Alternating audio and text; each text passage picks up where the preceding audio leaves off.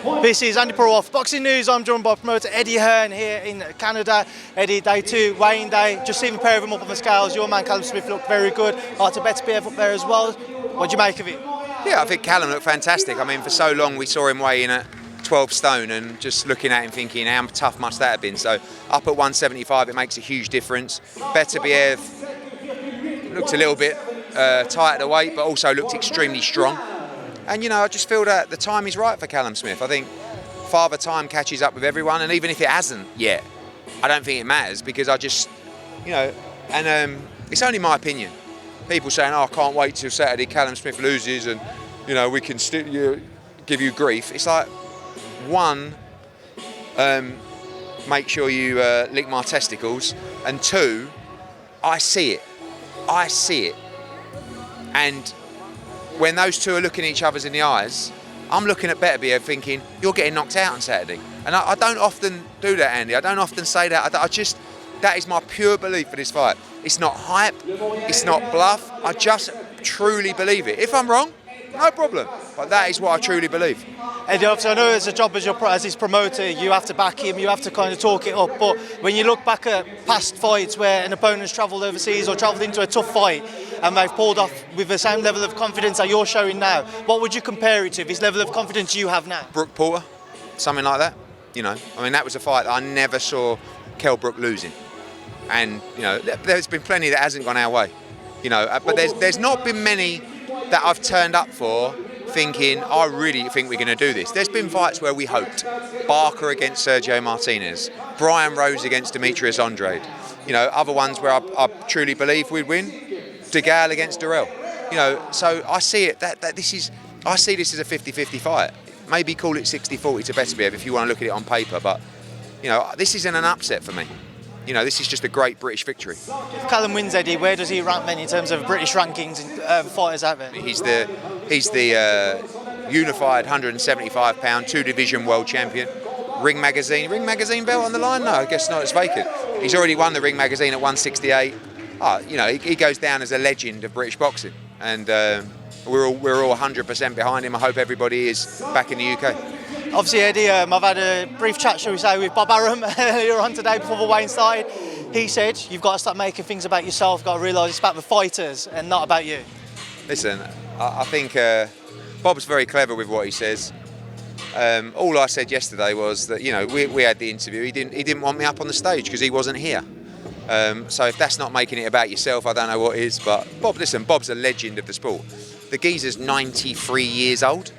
There is, I reckon, what is the percentage chance that I will, 1, be alive at 93, or 2, be able to even remember my own name? I certainly won't be remembering who you are. I don't think he remembers who you are anyway. This guy is a great survivor of the sport. I will never be able to have the longevity in boxing that Bob Arum has got, and I would never want it. Do you know what I mean? So I have unbelievable respect for him. But also, this game is a toxic game. Do you know what I mean? So you have to be emotionless. I've learned to do that over time, and that's why people like Frank and Bob are really well. Frank not as good at. He's a very passionate guy, but you know, you got to be a certain type of character to have that longevity. I've been doing it for what, I don't know, 13 years. He's been doing it for what, fucking hell, 40 years. Like, it's amazing what he's done. So I'm not going to talk badly of Uncle Bob. In fact, right here, I have my top-ranked T-shirt, which Carl Moretti said that if his man wins on Saturday, I have to wear it at the next press conference. I told him my next conference is Joshua and Ngannou, so I won't be doing that. But I respect Top Rank. I think they're a great company, and looking forward to a good show tomorrow. What are you wearing to a post-fight press conference? To the gym, but they've made it a XXXL, which, you know, I mean, Andy, these days that's not good for the six-pack. Eddie, obviously, I've also asked Bob about the atypical test findings. He said that the results have shown that it was produced naturally within Beterbiev's body, and that's all been left now to the scientists, and it's not kind of an ongoing case, if you will. And he also said that you should feel ashamed for the way that you conducted yourself with the interviews yesterday. What, by answering questions about a finding? I mean, look, I think if this was my show and this was my fighter, there would be uproar from the whole boxing world to cancel this show immediately. We have actually had no proof that they occurred naturally. We've just been told that can happen, that's all.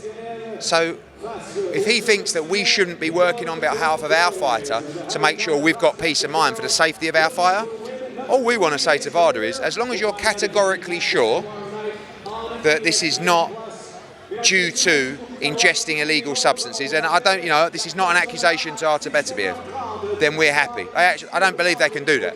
But it's not an adverse finding, it's not a positive test, so therefore we're not complaining, we're not asking for the fight to be cancelled, we're not screaming, shouting, we just want to understand more and get peace of mind, that's all. Eddie, moving away from this card, getting forward to some other topics, seen reports of Opetaia landing on the Usyk and Fury card. Can you confirm? Yes, very likely. We're in conversations at the moment for Jai to fight on the Usyk Fury card. It would be a great slot for him. The fights we're working on, I'm not going to go into, but it's a great fight for him. Nice and active. It will be his third fight in nearly less than 5 months. So yeah, hopefully we can get that done. Joy's obviously considered to be the best in the world in the cruiserweight division, Eddie. Jordan Thompson fell very short. Ali Zorro didn't really get a chance to get going. Big step up for him if we pull this off. So looking forward to potentially seeing Jai return Feb 17. Pattinson Walker 2 is off. Cyrus Pattinson pulling out through a serious bit of trauma behind his right eye. Can you tell me about that and where his career lies now? Yeah, I mean, obviously, needs to return to full health. It's an injury behind the eye, which he'll deal with. I was disappointed because Conor Walker against Patterson is an absolute toe-to-toe war. But guess what? We replaced it with another toe-to-toe war in Liam Dillon against Reece Bellotti for the British and Commonwealth titles. That will now take place at the Indigo at the O2. Cameron Vong will move on that card. There's a great fight between Shannon Ryan and Emma Dolan for the British and Commonwealth titles. John Hedges returns, Khalid Majid, Maisie Rose Courtney, many others as well. So that date is saved, but with a new main event that we believe will be as equally as entertaining. Eddie, I've seen that you've made an official offer to Boots Ennis now. What can you tell me about that? Where things? I rate Boots Ennis as one of the best talents in the world, and there's a lot of people trying to sign him, and we are one of those people. So we'll see what happens. I know a lot of people wouldn't fancy Conor's chances in that potential fight, but when you look at the 147 division, you look at the potential April date that you mentioned for him to return beyond the February fight. I don't think that'll be against. Like what next for Conor? Yeah, look, I want Conor to fight a big name once he comes through Dobson, and. Look, Boots Ennis is going to be the guy at 147. He's going to be around for a long time. If you want to be the best in that weight class, you're going to have to fight him. And Conor wants to be the best at 147. So at some point, it's very likely that he's going to have to come through. Carl Froch wasn't necessarily too impressed by the Joshua Ngannou announcement, calling it a cash grab. I mean, this is the guy that was calling out Jake Paul not too long ago. But look, me and Carl always have our backwards and forwards. He messaged me a little while ago, actually. And I love Carl Froch. He's an absolute legend of British boxing. I don't agree with everything he says, probably don't agree with everything I say. I don't think this is a cash grab. I think this is a serious fight. As I said, Carl's looked to fight those kind of guys before, Jake Paul and all that kind of stuff. They've never had a credible performance against an elite level fighter. Francis Ngannou, in my opinion, just beat Tyson Fury. And if you don't agree with that, you will know that it should have been a draw, or by very best, Tyson Fury won by a round. And he got dropped in the fight. So this is a very dangerous fight. It just so happens the monetary side will be impressive as well.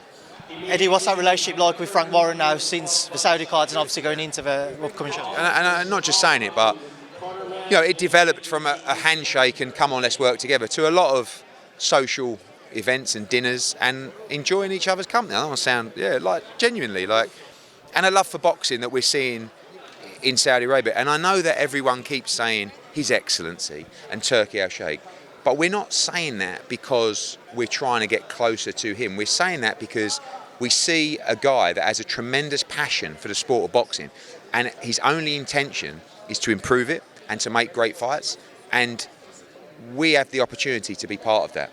So it's brought us together, and obviously my relationship with George is good anyway, but my relationship with Frank is now good.